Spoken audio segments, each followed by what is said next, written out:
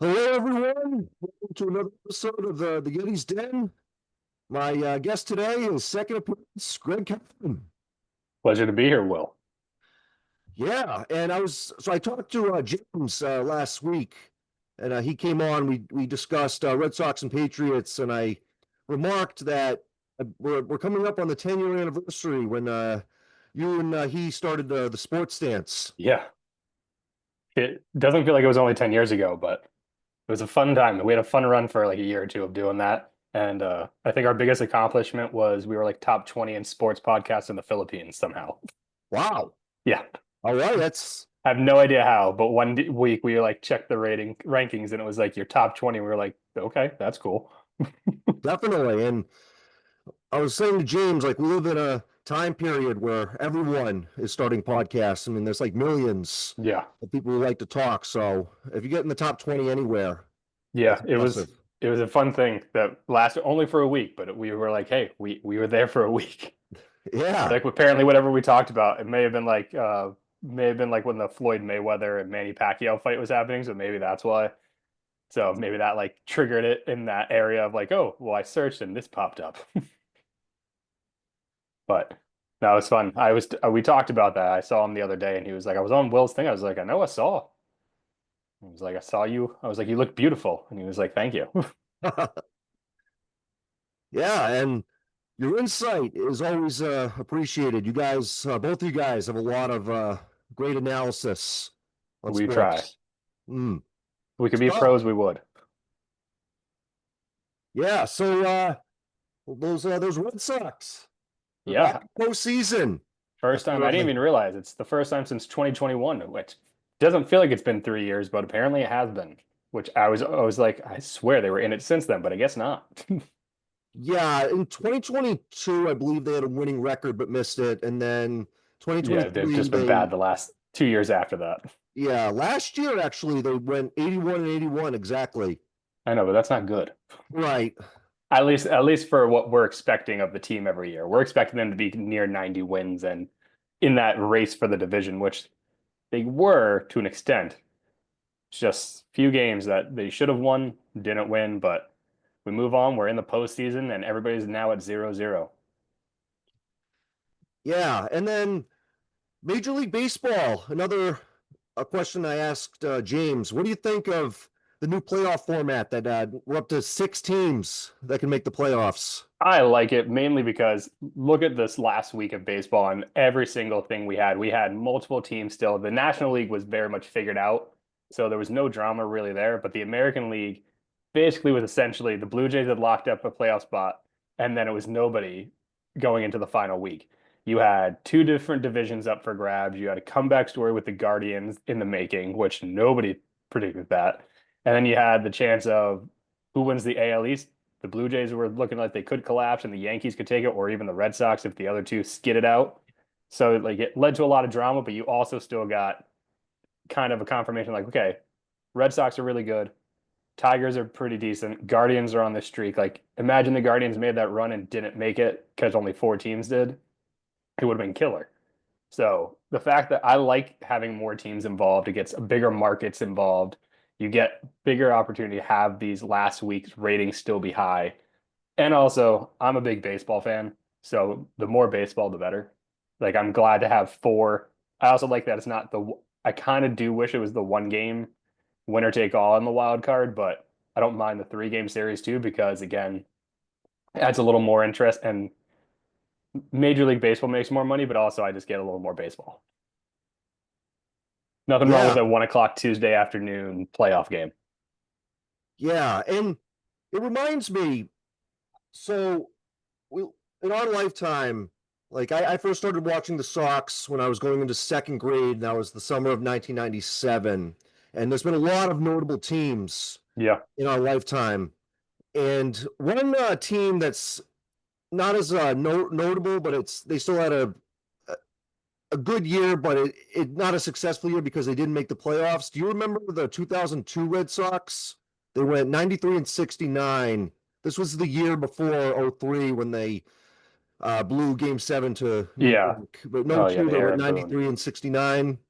I mean, And all those. teams kind of run together for me because so many of the players were so consistent. I know there was plenty of years after 99 especially we had a string of good seasons. It was just that was like with the Trot Nixons and the Troy O'Learys and Jose Offermans, all those guys in those eras Brian kind of Dahlbach. yeah, Dahlbach, it all kind of just ran together. So like especially that early on, if I look back and when I looked at the roster, I probably could be like, oh yeah, that team. Because like I Yeah, remember guys like Jeff Fry being at second base and just being like, oh, I think he's good, and then realizing he actually wasn't that good. So let's see. yeah. But I remember the '02 season. Like I remember reading all the sports analysis at the time, and I remember Red Sox Nation. Like we felt like we should be going to the postseason because we won 93 games, Yeah, but it's just the Anaheim Angels, who ended up being the World Series champions that year, had won 99 games, and the Yankees just had one more games than us, so there just yeah. wasn't enough room. But it was Wasn't like enough room, yeah. Pedro and Derek Lowe, both at 20 wins. And I believe this was Derek Lowe's first year as a starting pitcher. He transitioned from a closer to a starting pitcher, and he had a no hitter that year. So we had two 20-game winning pitchers. We had Nomar Garcia Parra, who I believe was the ended the year with like the highest batting average. We had Manny Ramirez. Yep, he had Had a Shea great year. Hillenbrand. Yeah, Veritek. Yeah, I'm looking at the roster now. And I'm like, oh yeah, I remember the team. He even had Carlos. I forgot we had Carlos Baerga for a little bit. Cliff Floyd, we acquired him in a Oh, trade. Cliff Floyd. I remember my best memory of Cliff Floyd is when, oh no, it wasn't Cliff Floyd. Or was it? No, I think it was Carl Everett. Never mind. I was thinking when Carl Everett, I think, broke up the no-hitter that the Yankees had with, now I can't think of his name on the Mike mound. Mussina, Missing, yes. I was like the Moose. I was like, why can I think of the nickname but not the name? But I remember the ninth inning, 2 outs, him getting that little blooper hit. Yes, I was at that game. My uncle, who grew up in Amherst, Massachusetts, but has lived out in Geneva, Illinois for like 40 years, he's always had Red Sox tickets, so he's always flown back to That's games. And awesome. yeah, he had 6 tickets. And earlier in the summer, my dad and my brother Rob went to a game, so he had 6 tickets. He had extra tickets, so I was able to go with them to go to that game. And it was my uncle, my aunt, my two cousins, my grandmother, and myself. And it was a tough loss, but like But at least we weren't no we hit and perfect gamed. Yeah. yeah, I mean the atmosphere I remember felt like it was like a game winning hit when he got that Oh hit. yeah. And David Cohn was up against Mussina in that game, and David Cohn pitched a really good game and only gave up 1 run. It just wasn't good enough because Mussina just pitched a better game. Yeah. But yeah, I even forgot that was the year Ricky Henderson was even on the team. Like that's actually a very that's like a if you had to do like a game of like name some players and like gave and listed out guys that you couldn't name and had to name others, that'd be like an interesting one because Ricky Henderson being on that team, like it was brief with his history with the Red Sox, but Still, he he got was to he was be part of our 43. nation for even if it was just a Yeah. short period of time at He's, the end of his career. most impressive thing is he was 43, still getting jobs in the MLB. And this is 43, a little more than 20 years ago. Yeah. I mean, nowadays, like I feel like players are or some players are playing longer. Like there's a lot of new health. But I feel like it's pitchers, if anything. It's not as much hitters and like Ricky was still stealing bases.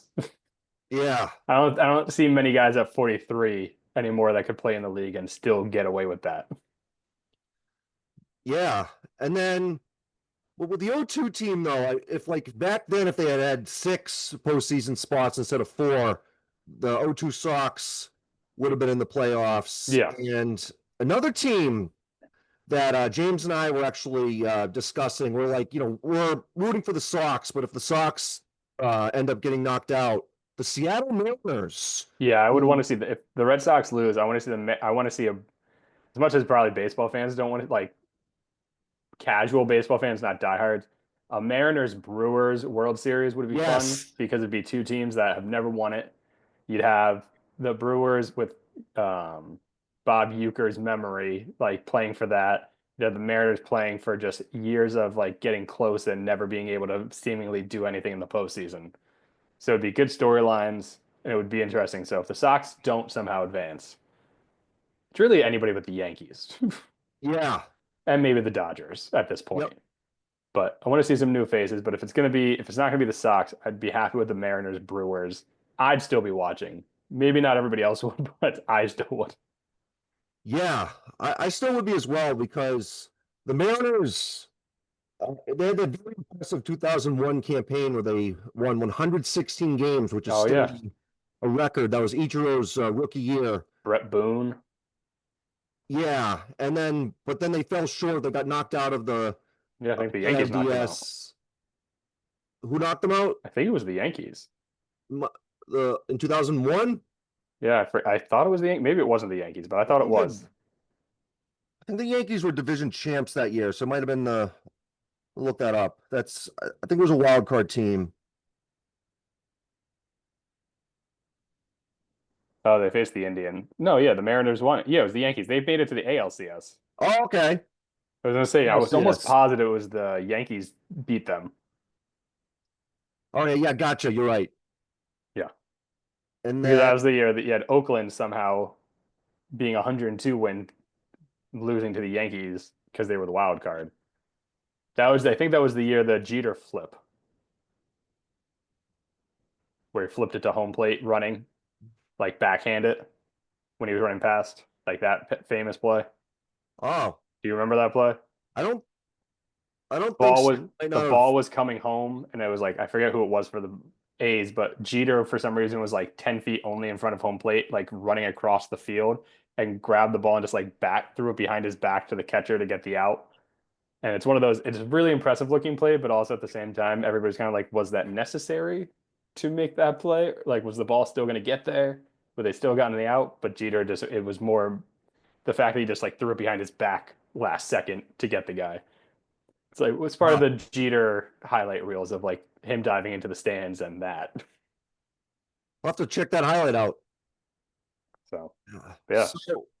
So what growing up in New Jersey, how did you become a part of Red Sox Nation?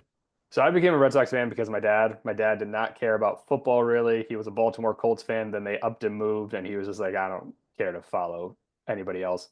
And then when he was a kid, his school had a book fair, and his dad was like a casual baseball fan, but like didn't instill in him like, oh, you got to root for the at the time I think the Giants were still around there.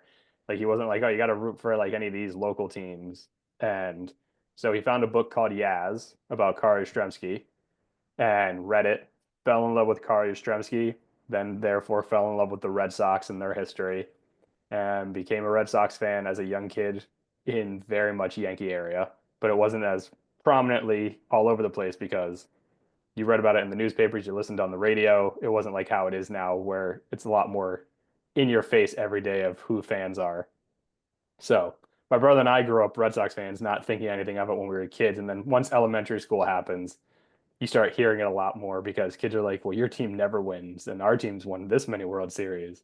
So Uh, it was tough until about high school when they finally won the World Series, but we stayed true. We defended the Red Sox day in and day out during the seasons, despite we heard it from family friends all the time, who they all gave us a lot of credit for never wavering our support and just taking the easy route, being like, yeah, we're going to support the team that keeps winning, who we're close to. So that's how we became fans. And my brother and I have been diehard fans ever since. So my dad yeah. actually my dad, after he passed away, my wife's family got me as a Christmas gift one year a brick. So Fenway did a promotion where for one of the seasons you could buy a brick and put a message on it. So my dad has a brick in Fenway now that is memory of him. That is in one of the concourse areas that we can go see every time we go to a game and show the kids that's the brick for Grandpa Jim. So they get excited about that. So that's also kind of cool. It shows how much of a fan he was and how much of a fan we are. I have a bunch of stuff in my basement that's just Red Sox stuff. That's awesome. Waiting to find a home if I ever finish my basement. Yeah. So I first started watching the Sox in '97, and then 1998 they had a good year, but still they didn't win the World Series. It's not a satisfying year since they Yeah. didn't win the World Series. But still, '98 though it was very Nomar Garcia-Parra, Mo Vaughn. Oh yeah. We just gotten Pedro Martinez, and they were a lot of fun to watch. And they made it to the DS, but fell short to the Cleveland Indians, 3 games to 1. Yeah. I mean, Mo Vaughn was my guy growing up. I had all of his stuff. And then my dad went to a fantasy camp, got to see him in person, and he was just like, he might be one of the largest human beings I've just ever seen, just sheer volume and size. I was like, I bet. He's like, I think there's a reason he's known as the hit dog. He goes, the guy is massive. Do you think if Mo had been on that '99 team, we Get could over the have, hump. yeah, like we could have at least made that ALCS against the Yankees? I mean, it would not have hurt us. Definitely would have helped. But it's what happens. Guys change, guys leave, guys chase the money. I mean, his career wasn't as, I think, ever good as it was when he was in Boston. He was still a good player, but I don't think he ever reached the heights that he did in Boston. Obviously, MVP is a hard thing to recreate unless you're Aaron Judge and Shohei Ohtani. But yeah, I mean, definitely probably would have made a difference in those 99 playoffs. So, And that was those '99 playoffs. The Cleveland Indians. So back then they were the Indians. The Indians had beaten us in '95 in the ALCS, and then they beat us in '98 in the ALDS. So the Sox were down 2 games to 0 yeah, in the ALDS, and we were visiting. Actually, my family went to New York City, and then we were visiting my one of my mom's really good friends and her family, and they're in the Philadelphia suburbs. And they're actually Red Sox fans because they used to live around here. And yeah, we were like, they're down 2 games to 0. This might be the final night, but then they held on, and then they ended up making that comeback and winning 3 games to 2, and yeah. finally getting their revenge against the Cleveland Indians. And then the those Yankees though back then, they were just unbeatable at that Yeah, time. it was hard. I mean, they were the evil empire for a reason. Not so much now. That's why this series coming up, I think we're going to be a little more calm and collected. I mean, I think the crazy thing about all of that, especially in '99, was that was the first time the Red Sox and Yankees ever met in the postseason. Yeah, I just read that today. Yeah. My mind was blown when I read that. I It, was like, wow, I I feel like so many years they've met in the playoffs and it's only been 5 times, but I mean, it's kind of crazy the stats with that, where it's they both have won 12 games exactly against each other. They've the Red Sox won the last 3 series compared to the Yankees who won the first 2. So it's kind of just been interesting reading about that, but also it's going to be an interesting, I think, a little 3 game series, which I don't know if you want to get into it. I don't know if you want to cover the other ones too, but I'm ready to get into baseball today and just get into what we think is going to happen. definitely. Well, couple of stories. My dad and I went to Game 5 of the 1999 ALCS, and the Sox were down 4-0. 4-0. Jason Varitek hit a solo home run that gave us a little bit of hope. But then it was going into the ninth inning, and things weren't looking good. They were down 6-1. My dad and I actually started leaving in the top of the ninth. But then a gentleman, a guy, because I was 9 years old, about to be 10. And then as my dad and I were walking down the stands uh, to the exit, a gentleman was standing in the way, and he looked down at me and said, "All is not lost." And he handed me, if you can see it, uh, Oh, yeah, the this ball. this baseball, yes, with all uh, it's the autographs of the entire 1999 Red Sox That's roster. cool.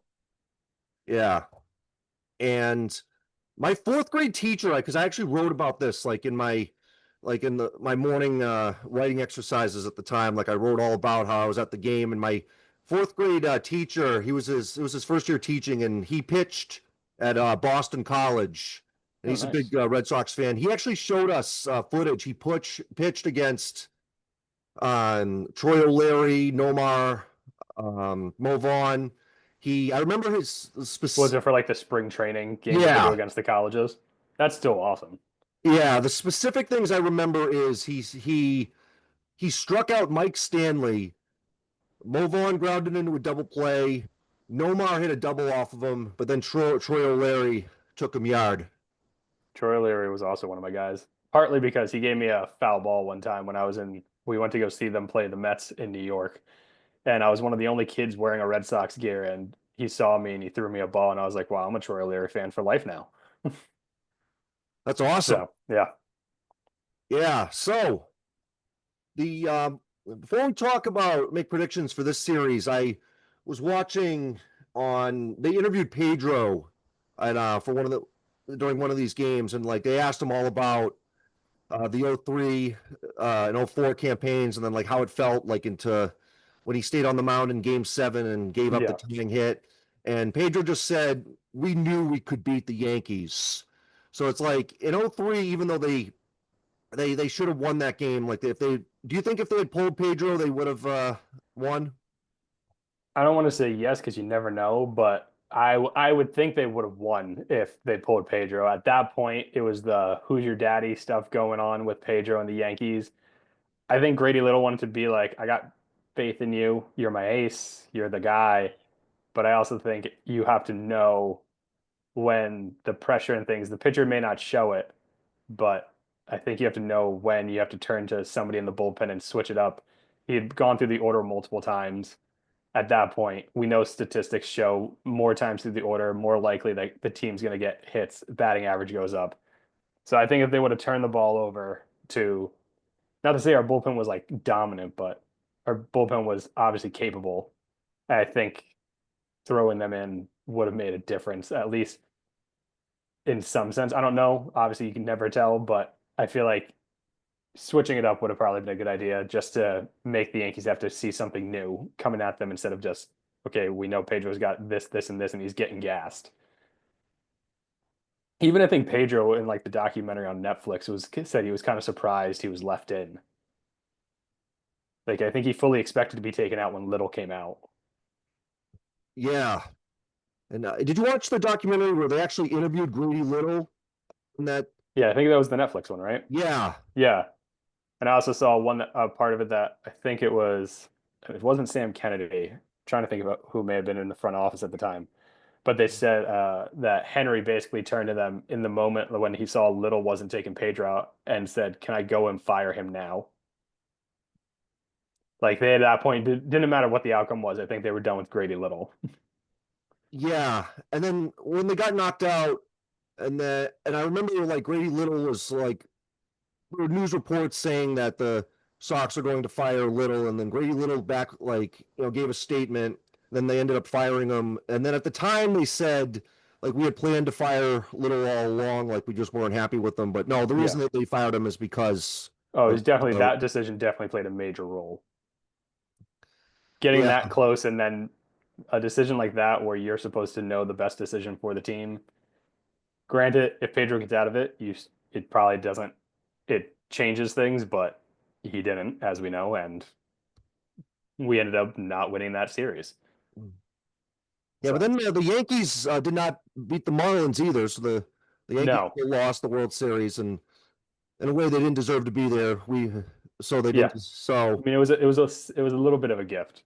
Them losing to the Diamondbacks in '01 and the Marlins in '03 were, subtle things that made me feel better as a Red Sox fan. yeah, and then but then in '04, we we were down 3 games to nothing. I remember waking up in the morning after Game 4. I hadn't stayed up to watch it, and I was like, I was in the shower saying to myself, "Oh, they probably got swept." And then, but then I went on, logged online onto my living room computer, and I saw they had won in extra innings. I'm like, "Oh, Yeah. they're still alive." Yeah, I mean, I remember in '04 it was my freshman homecoming, and everybody came back to my house. And of course, being the Red Sox fan, we had the game on, and then everybody was giving me a bunch of ribbing, we'll say, because that was the game the Red Sox got absolutely trounced in Game 3. So I was like, I don't know, maybe, but we'll see. And then, of course, they make that great comeback, and so I got to have a little bit of smirk on my face walking into school after Game 7, which I could have. I actually, my dad offered me tickets to Game 7. He was trying to get tickets. He was like, if you can make it, and I was like, I had something going on, and I just couldn't. And my brother was in college, and drove down, and so my dad and him actually went to Game 7 at in Yankee Stadium, and they were actually seated near Bill Miller's mom. So when the game ended, a bunch of the guys ran out to the outfield, and my brother and dad got to like shout to them from like the stands, like celebrating. So I was kind of disappointed that I had to actually like take care of academics, but my brother and dad got to have an awesome moment going to that game at least. Yeah, and the Sox dominated that game, and they Yeah, won with the statement. that's what made it. That's what made it better. Yeah, and then we Didn't have to swept sweat it out. the St. Louis Cardinals. I remember my mom at the time was like the ALCS was so heart pounding, but whereas the World Series it just flew right by because the Yep. Sox swept them. And I really like the Sox when they came back from being down 3 games to nothing and beating the Yankees 4 games to 3. Like there was no one in the no baseball team in the universe could beat them at that time, and that's why they were just so unstoppable in that World Series. Oh yeah, it was destiny. Yes, and Greg, it's like if Red Sox Nation is a religion, it's like a lot of times religious people, like if they're going through difficulties, they say, I'm keeping the faith. I am Yep. You gotta I believe. have been chosen, and then faith is rewarded, and your Yep. faith, and being in a ocean Oh of yeah, I Yankee lost a fans and lot of stuff. I lost a lot of different random bets that I made as a kid thinking the Red Sox were going to actually win to Yankee fans. And one of them was I had to wear a Yankees jersey and hat and serve like food from our baseball concession stand to one of my family friends. The dad made a bet with me. And he was like, I thought you were going to back out, but you were true to your word. And I was like, yeah. I was like, it's burning my skin having this on, but he was like, he goes, I'm not gonna lie, if the Red Sox won, I don't know if I could have put on the jersey and done what you did. And I was like, well, a bet's a bet. I was like 12 at the time. So he was like, he goes, I give you a lot of credit. It's like, all right. And one thing about our World Series wins, like, is at least in the present day, knock on wood, the Red Sox we haven't lost a World Series. Like unlike all three of our other, the Patriots, the Celtics, and the Bruins who have Yes. gone to finals and lost, the Sox have not had that heartbreak. No, we've been very lucky in that sense since '04. Yeah, and every World Series has been the Sox swept the Cardinals in '04. They swept the Colorado Rockies in Yep. '07. They beat the St. Louis Cardinals again 4 games to 2 in 2013, and then the LA Dodgers 4 games to 1. And Luckily, they haven't made it very heart pounding for Red Sox fans. yeah, So, I but mean, like we said, we'll see this year. We got to get past the Yankees first. yes, so we're up against the Yankees. The Yankees won the first two playoff series in 99 and '03, but then we won in '04, 18, and 21. Yep. So we gotta, and we're both tied at 12 games apiece. We gotta stay ahead in the rivalry. We gotta win Yeah. the series. I mean, if you're a Red Sox fan, you got to feel good going into this series because we've, in the regular season, have basically dominated the Yankees outside of this last series where I think they won 2 out of 3 games. So outside of that series, we've won every series, I believe. So you got to feel very confident. So I don't know if you want to start off with what your thoughts are on the whole thing. I think we have a good shot. And I mean, playoff baseball is a more intense atmosphere, but I feel like the Sox, like in this past 2 months, have been saying like I'm sure Alex Cora has been saying to them like pretend you're in the postseason, Yeah. and like we won the series out in New York, and we won the second to last regular season series against the Toronto Blue Jays. We took the first 2 games and then lost game 3, but we still won that three Yep. game series. Like thinking like they're preparing for the playoffs. Yep. And they won 2 out of 3 against the Tigers. Yes.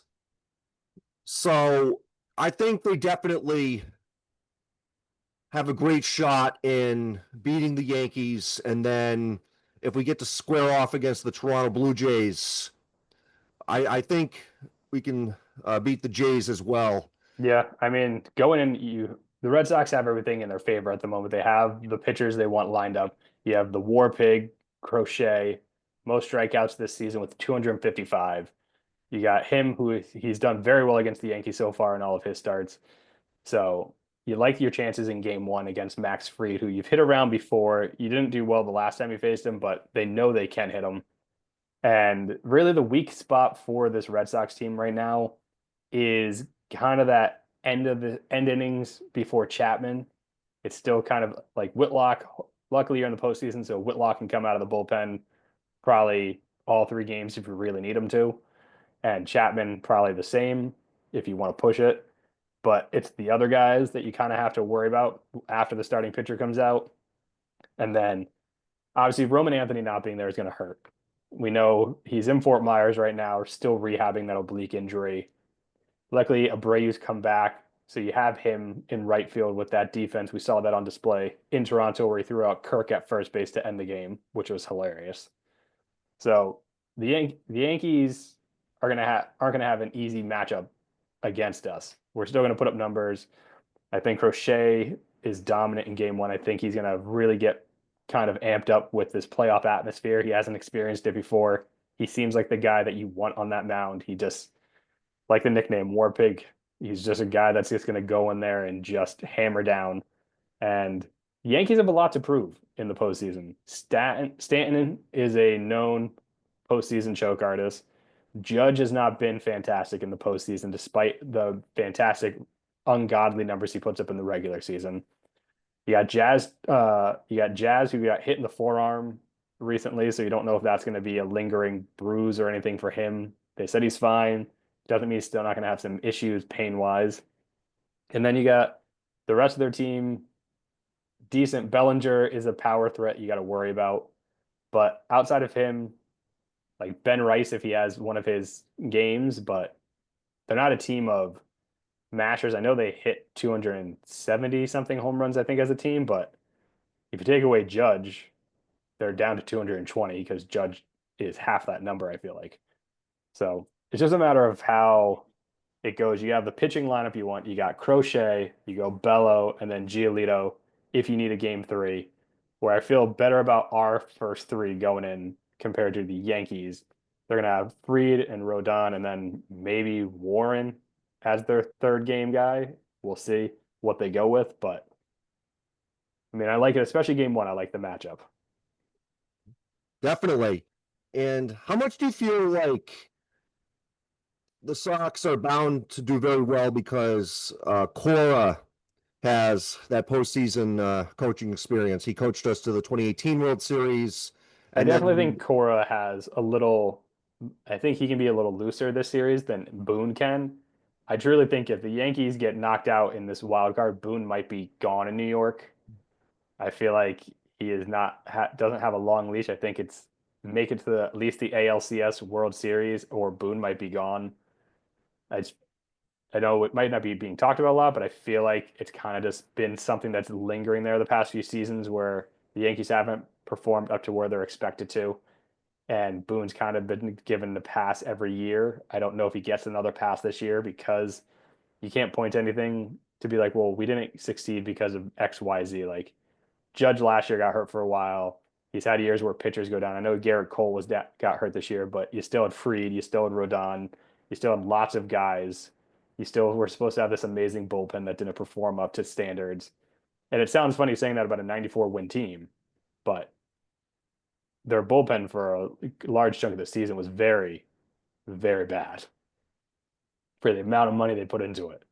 So it'll be interesting to see how their guys perform postseason wise because, like I said, Stanton and Judge, both big number guys in regular seasons at times, but also both known to not perform very well in these small postseason runs where you only get 6, 7 games potentially as a sample size, but most of the time they're sub 200 batting averages, and it's not good for Yankees. So hopefully that continues for the Red Sox, and hopefully, like I said, Crochet can go in and just get amped up and pump maybe 10, 11 Ks in game 1 and set the tone that hopefully we can just 2 game this, and maybe Narvaez says you shouldn't have let me go, Yankees, and crushes a homer or 2 because he needs somebody to be the Yankee killer.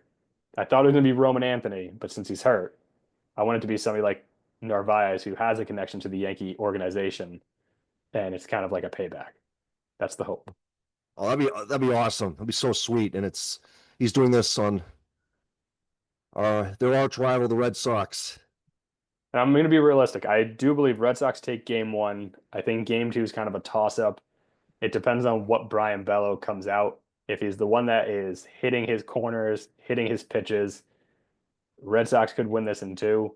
But if not, and he has a few walks and gives up a few hits, like he's shown even in some of his good starts, he if he doesn't have his full control, it could be a 3 game series, and then game three, when it's the winner take all, anything can happen, as we've seen.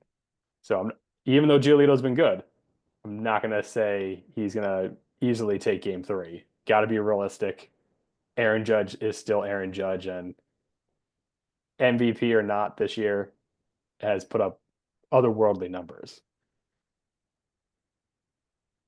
So Roman Anthony is currently heading to Fort Myers, and there's no Yep. timetable if he's going to return or not. Do you think any I think chance he returns this year? if they make the hit to the ALCS, I could see him returning, but I don't think he comes back before that because he's not going to be there for these few games, and then ALDS would be next week if they make it. So if they make it past that, ALCS is in like 2.5 weeks.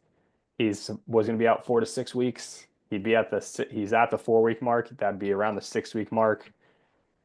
It's just a matter of how he's feeling, if they want to chance it, how the team's playing. Because if we're rolling, they may just be like, you know what, just shut it down. If we win, we win. If we don't, maybe if they make the World Series, but then that's also hard because he'll have been not hitting for about live action for 2 months.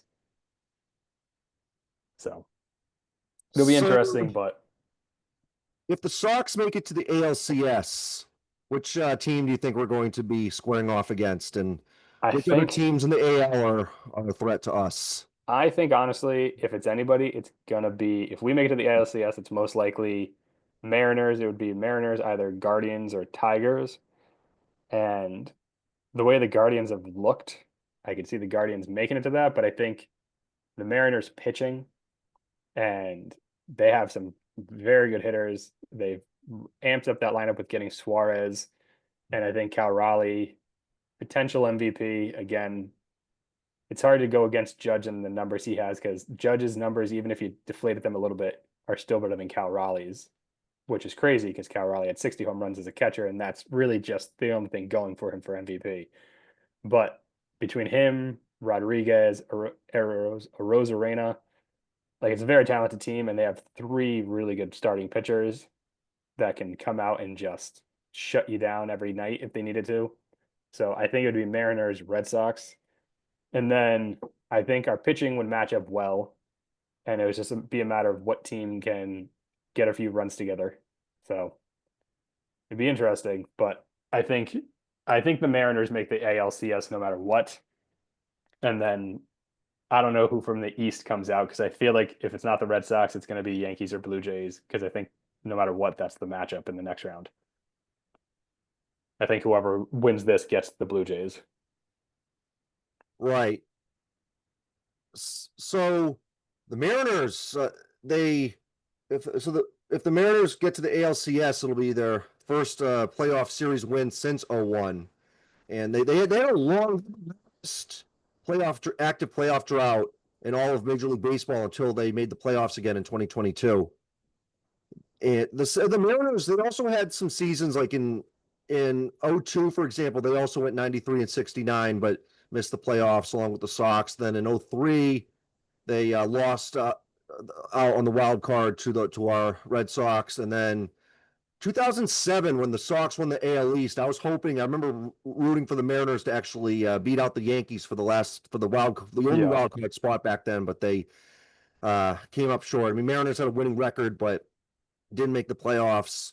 So if they can make it to the ALCS, that will really go a I mean, long I feel way like toward bringing faith to that franchise. they have a good shot. There's no reason I should doubt that they make it. They're definitely, if it's the Tigers or Guardians they face, they're better than both of those teams. I think they're deeper. I know the Tigers halfway through the year looked like they were going to be the team to beat in the AL, but we've seen otherwise. I don't think they have the pitching for the postseason like the Mariners do. Yeah, and So Tigers were lucky to make the playoffs too. I know. They were like the 2011 Red Sox. Remember when the pitchers were allegedly drinking beer and eating Yeah. fried chicken in the dugout and they collapsed. Yeah. I mean, it was bad. But yeah, I think the Mariners have the best shot if the Red Sox make the ALCS to square off against them. So then, Will, what are we saying for Red Sox Yankees? Do you think it goes 2 games or 3 games? I I mean, I'd like to say two. I think it goes three though, because I mean it is in New York. I think the Sox can take game one, and then in game two, New York's going to give it everything they have to hang on, and then they hang on. But then in game three, that's when the Sox play their decisive ball and their clutch ball, and they come through in the clutch. Yeah, I think I might have to agree with you. I think it's the Sox in 3. Granted, we are Red Sox fans, but I'm still thinking some way, somehow, I think the Red Sox seem to be just a grittier team. I think they're built better for the postseason than the Yankees. So I'll say Red Sox two out of take the series 2-1. So and then they'll move on to face the Blue Jays, and then we'll see from there. But do you want to talk about any of the other series at all quickly and get through them? Just give some quick predictions. Yeah, sure.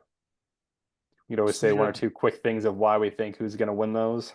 yeah, so we got Sox going 2 games to 1, and then we got the Guardians squaring off against the Tigers. I think the Guardians they're red hot and the Tigers are not. So I think we'll go with the Guardians. And it's in Cleveland too. So Yep. maybe 2 games to nothing, Cleveland Guardians. Ooh, you're going 2-0. See, I'm gonna go. I think it goes 3, and I'm actually gonna go with the Tigers. I think Skubal sets a tone in game one, and like I said, everybody's 0-0 now. I think he sets the tone going, it's the postseason. We're all even now. Nobody had a streak going. No, there's no winning streak in the postseason. And I think Skubal sets the tone. He's going to be going back into Cleveland after hitting Fry in the face. I think he's going to assert his dominance, show why he's probably the Cy Young this year again. It's between him and Crochet. And I think Skubal gets it. I think just by a hair. Maybe not since the Tigers collapsed, but I think the Tigers go in. I think it goes 3 games. And I think it's one of those like back and forth game threes. But I think the Tigers somehow pull it out. I think the Guardians, I think it finally catches up to them what they gave away at the trade deadline. And I think everybody that was hot finally cools down after getting a day or so off and having a little downtime. I know season only ended yesterday, but I think the day off in between, Screwball can get his head ready, get the team ready. I think the Tigers take that. So you have Guardians 2, I have the Tigers 2-1 in that. And then do you want to go over to the National League, or do you want to stay in the Oh American no. League? Oh, we can just do the first round if you want, and then we can go quick through the next few rounds. Okay. Might as So well get the wild card through. yeah. So in the National League, it's the Milwaukee Brewers are the number one seed, and then Phillies are the 2 seed. yes, and then number four seed. So the winner of the Cubs Padres series goes up against the Brewers, and that was awesome in 2016 when the Cubs broke their curse. Yeah, And my cousin, who actually grew up in Chicago, whose father, my uncle, is a big Red Sox fan with Red Sox season tickets. He rooted for the White Sox as his number one team growing up, but really also liked the Red Sox, also liked the Cubs, and was very happy when the Cubs won in I think everybody was happy 2016. when the Cubs won. Yeah, They and were luckily a likable team. definitely. And I like to say I brought some magic because that the summer 2016, Brian Barry and I, when we went out to Chicago, we went to a Cubs White Sox game and we watched the Cubs crush the White Sox 8-1. Everyone was shouting, "Let's go Cubbies!" And Typical White Sox loss. yeah, and but he lives out in San Diego now, and he's become a Padres fan. So Cubs Padres, Yeah, which would be a good series. yeah. I'll tell you what I got going in that. I have the Padres. I think they have more veteran experience with the playoffs. I think Tatis Machado lead the charge there. Our former Red Sox, Nick Pivetta, gets the ball in game one. I know Cubs have Boyd going for them, and he has started 2 games against the Padres this year and only given up 2 runs in those starts combined. So you have that maybe game one. I think this is one of those goes 3 games. I think the Cubs win game one, but I think they lose the next two. And I think PCA, everybody's going to expect him to shine as the young stud, but I think postseason baseball is different. He gets first taste of it, but just doesn't have enough to get the Cubs over that first round. So I think the Padres take it here 2-1, 3 games, but I think they drop game one because it's hard to win game one, Wrigley, Chicago, late afternoon game. That's prime Cub time. Yeah, I'll go two games to one for the Padres as well, mainly because I rooting for the Padres on behalf of my cousin. And then And last you got the Reds and the Dodgers. I'd love for the Reds to win. I mean, Terry Francona, It's not going to happen. yeah. So I gotta go with I'm gonna go with Dodgers 2 games to one though. I think the Reds do get one win. I'm going to give the Dodgers the 2 game sweep. The Reds are 1-5 against them this season. It's And I think it's the Dodgers. I'm not ever going to go against Shohei, Freddie Freeman, and Mookie Betts when they're your top three hitters, and then you still got Max Muncy and like Tommy Edman and all these other guys who are very good behind them. Like it's hard to go against that. Hunter Green is very good, but once you get past Hunter Green for the Reds, if he doesn't win, I don't really know who's going on the mound for them that you're going to be like, ooh, they definitely have a chance here. When it's Blake Snell as your number one guy, and then you have Glass now and Otani and all the other guys they have. They have so many weapons. So I got them as the sweep. They're my sweep for the first round, the 2-0. Nice. So in the AL, we differ in you believe the Tigers will be squaring off against the Mariners.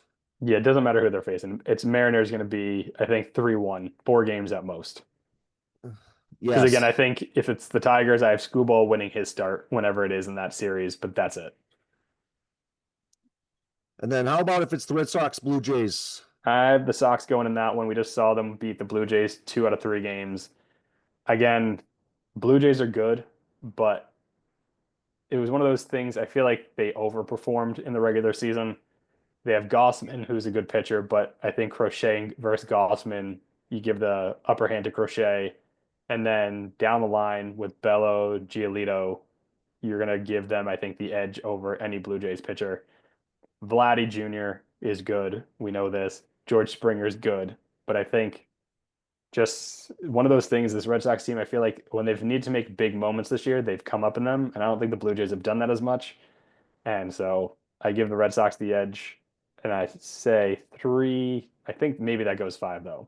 I think it takes a game five Crochet coming in game five and once again just going to town, striking out guys, and going deep in the game, handing over Chapman maybe for a 1-2 inning save. Yeah, I'm gonna go with the Sox 3-1 over the Jays. And then that would put the Sox and the Mariners in the ALCS. And Which, if that's the case, I'm going to be honest with you. This is where I think the Red Sox train stops. The Mariners, I think it'll be a good series. I think it could go 6 games, but I think Mariners take it 4-2. I think their pitching is just that much better than ours from top to bottom. That because most likely if they get out and Crochet's not pitching game one, I think if Crochet pitches game one, Sox have a chance to win that series.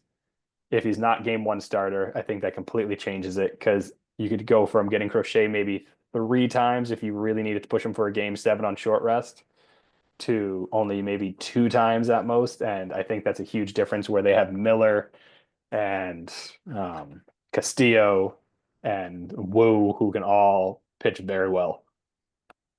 right, that's why it'd be good if the Sox could beat the Jays in 4, because that way Crochet could start game 1 of the Yeah. ALCS. But And if it's not that, if my prediction holds, even if they do win in four, I have a hard time seeing them getting past. With the way our offense has been up and down this year, I feel like they'll just have one too many games where they just don't put enough runs on the board, even if they're close games, that the Mariners have to just put up three. And I feel like those are the type of games that we'll lose. So, as much as I love the Red Sox and want to be like, oh, yeah, of course, World Series, I have to be honest and no, Mariners right now, I think, are the team in the AL to beat.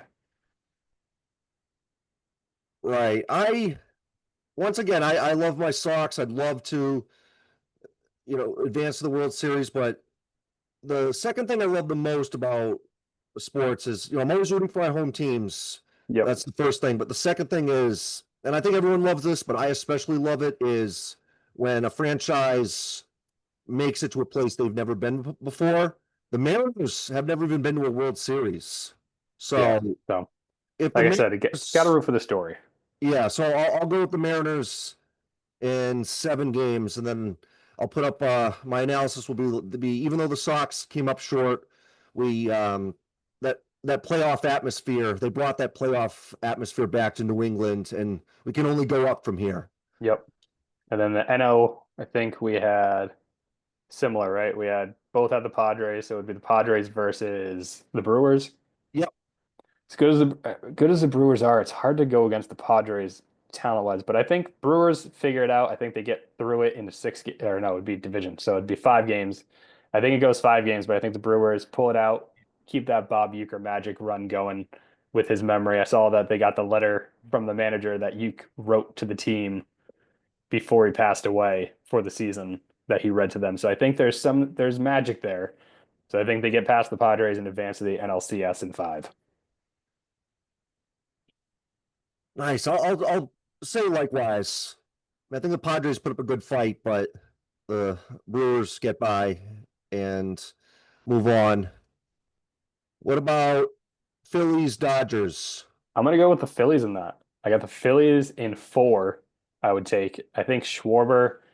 You got Trey Turner, Harper. Like it's just there. If there's a team that can match up with the Dodgers offensively, it's the Phillies. And I think they just have enough pitching. I know it hurts with Wheeler not being available anymore and having the blood clot in his shoulder, but I think somehow, some way, the Phillies get through that, especially having home field advantage. It plays a lot. Philly fans are relentless, and Red October, is very different than for the Dodgers. And I think the Dodgers are going to stumble there. They're not as dominant as they have been in the past. So I think the Phillies get through them. I'll give it 4 games. I think the Dodgers get out at least one of them, but I think overall it'd be Phillies Brewers for me. Phillies Brewers sounds like a very probable NLCS, and I'll go with the Phillies in 5 against the Dodgers. That'll make it so that both the Brewers and the Phillies had to go to 5 games to get to Yep. the NLCS, and then Brewers Phillies, who is that, and who goes on to represent the National League in the World Series? I think the Uke Magic runs out. I like the Phillies. The Phillies, I think, just offensively are a more complete team than the Brewers are. Schwarber could have a 4 home run game. Like it's just one of those things that there's not a guy on the Brewers outside of Christian Yelich. I know they have a lot of talented players, um, but Schwarber, October, he just somehow pulls out the magic all the time. And I think the Phillies get to the World Series. I think it takes 6 games, but I think they get there. They win it 4-2 to face off against the Mariners in the World Series. Nice. And then now we have the World Series that everyone really wants. Like I know James was saying, like, A Mariners Phillies one would be a very fun World Series. yeah, like no one wants it to be Yankees Dodgers, or No, like no one wants a repeat of last year. Like we want, fresh teams, new blood. honestly, nobody wants either Detroit or Cleveland. Nobody wants the Reds, honestly. Like, there's certain franchises that are like, it'd be great if they won, but large scope of fans, especially casual fans, if you want them viewing in, it's got to be certain teams that catch it. You got the Mariners, especially with Big Dumper Cal Raleigh, that storyline this year. You got the Phillies with Schwarber and Harper and big names, and just Philly a big market. So it'd be a very good World Series to have it end up with. Which I think if it's that World Series though, I'm going to give it to the Mariners. I think the Mariners pitching is just going to be better top to bottom. Like I said, you got Wu, you got Miller, you got Castillo. Without Wheeler, you really got Suarez and just you got decent bullpen and good bats, but it just takes those Mariners pitchers all having semi good games where they can keep those bats quiet enough for 5, 6 innings. And I think the Mariners take it. I think I'll say go. I want them. I always want series to go a little deeper, so I'll say it's 6 games and ends up 4-2. But I think my pick for this year's World Series winner is going to be the Mariners. Right. And then the National League won the All-Star game, so it's actually would start in Milwaukee. It starts in the Yeah. National League. You mean in Philly? And If we have it, Phillies, Mariners. yeah, no, if we had a Brewers, Oh, there's like who would is that? that who you're going with?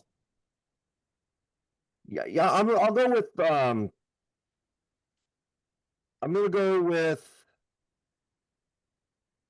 so Brewers. So you're going with the Phillies in the for the NL? Yeah, I'm going Phillies and Mariners. Hmm. So I'm gonna go. Hmm.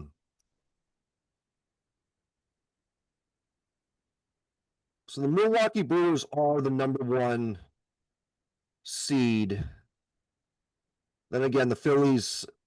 If it was Philly in six, that would mean the Philly would be closing it out on their home turf. If you want to know right now, Phillies to beat the Mariners is the best odds on DraftKings at plus 1,200. Third best is Mariners over Phillies at plus 1,400. Mariners over the Brewers is, I believe, the seventh best at 1,800.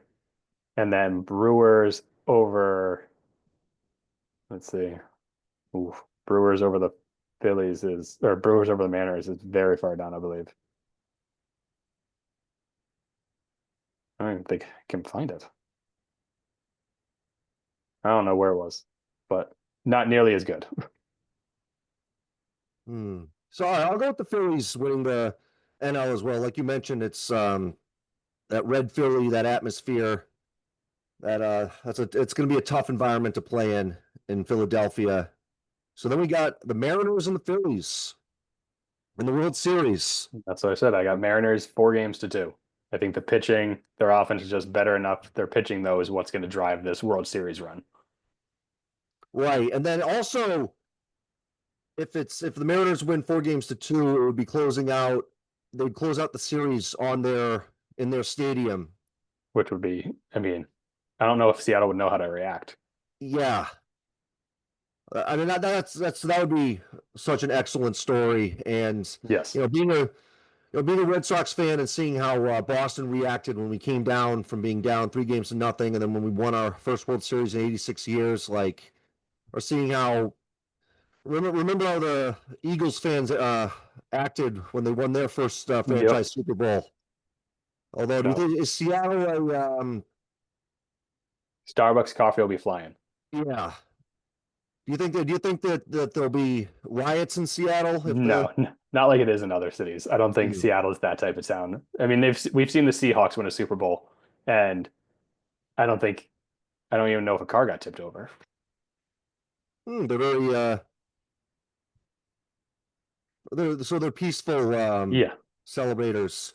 but So yeah, that's a that's a that's a good way to end because I talked to James about this too. Do you think if the Mariners won the World Series, it would be like a prelude to the Seattle SuperSonics coming back to Seattle? The NBA is talking about expanding to 32 I know. franchises.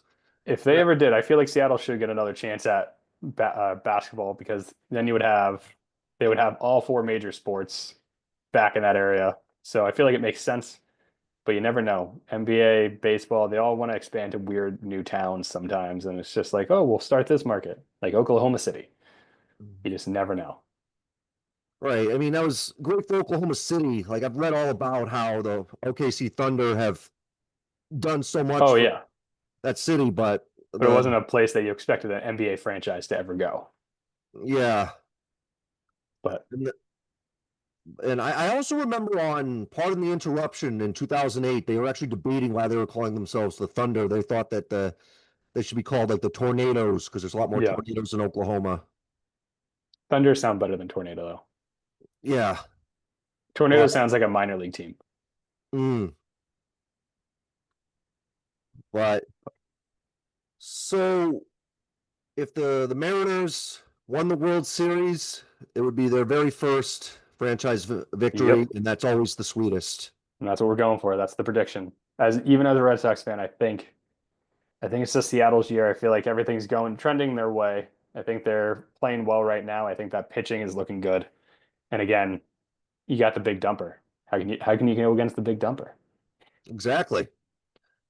So before you go, what are some things that you think the Sox will do in the offseason? And what do you think what are some moves that they can make to get back to being in the World Series and winning another I World mean, Series?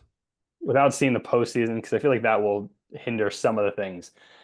Mainly, they got to figure out their outfield. They got to figure, probably going to have to trade away somebody, whether it's Abreu, Duran. I don't think they're going to get rid of Rafaela. If they can get rid of Yoshida somehow, and I feel like that's going to be end up what it is. You got to get rid of at least one outfielder. Probably get a first baseman. Pete Alonso just exited, said he's going to not re-up his contract with the Mets. He's going to use his option to become a free agent again. Could be somebody that if you don't think Tristan Cassis is the guy for this team at first base, which I don't know if he is, if you can get a proven player like Alonso, even on a 2-year term until Cassis is back healthy and then he can learn from, maybe you do that. That would be a big swing. Locking up Bregman for the future, at least for another 3 years, because he's apparently going to option out, would be a key. And then just making sure that bullpen kind of stays intact. We already shored up Chapman, just adding in maybe a bullpen piece or two and maybe another starting pitcher. Who that is, I don't know. But it's really going to be you got to whittle down the outfield, whether it's through trade or something, and get rid of because your outfield's way too crowded. And then just short pitching is always a thing, and then figure out that first base. And that's really all they can do, at least for now. Who will be in the free agency pool outside of some big names? We don't know yet, so we'll just have to wait and see. Definitely. Well, I'll think that's a good spot to end it. All right. Thank you for having me again, Will. Yeah, absolutely. And I've been I was talking to some people in the beginning of the season, and we're all remarking about how the fall in New England is so much better when the Sox Oh yeah. playoff run. So And the hopefully, Patriots got to win, big win. So, things are looking up. definitely. And Jason Tatum said on some podcast that he didn't rule out he's coming back this season, Wait, you said which I don't think he should come back this season. But Tatum said he's like, I'm not ruling out that I come back at some point this year. if he's ready for the playoffs, like if he feels 100% and all the trainers give it the Yes. go. Depending on also what seed they'd be. If they're a top high seed, maybe you give it a shot. But if you're a low seed, maybe don't push it. Yeah, I mean the alternative would be like if they're a lower seed, they get Tatum back, and they're going to play like as if they're a higher seed, but still, it's and then because it also takes time for them to get Yeah, adjusted to everything, so it might be better to wait until the 26, 27 year exactly. from the No need to rush. But for now, we're to say go Sox, and hopefully they take care of the evil empire, which isn't so evil anymore. But hopefully they take care of business. definitely, But again, thanks for having me on, Will. Always appreciate it. absolutely, and thank you for coming on, and love your insight. Thanks. Appreciate it. Have a good one. You as well.